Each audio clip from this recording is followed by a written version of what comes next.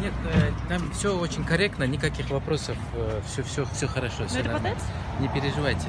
Да, это ПТЭЦ. Оказывается, были кое-какие значит, вопросы именно в период моей работы в аппарате президента. То есть там никаких вопросов нету на самом деле. А вы Всё говорили о том, нормально. что Айбек Алиев в свое время дал показания.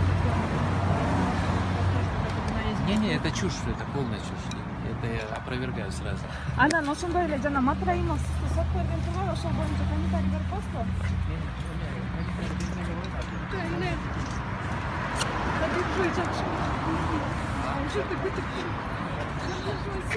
Анан колдойбуз карап кетейин азыр уже күтүп турдук. Рахмат. Секет кетейин А жакшы. почему вы написали пост на Фейсбуке о том, что вас вызвали в БКМБ? Ну как, чтобы общественность знала, что вот какие секреты могут быть. Тут секретов не надо держать никаких. А что вы думаете об этом?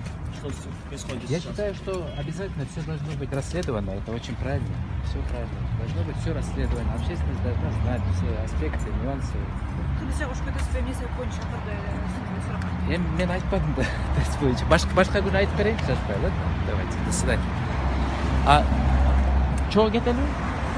Здесь из машины. Я машина Анда кайсы артынан айда кафе Хорошо. Ну как вы? Нормально все? Мы день в кафе будем, я скажу. Ладно?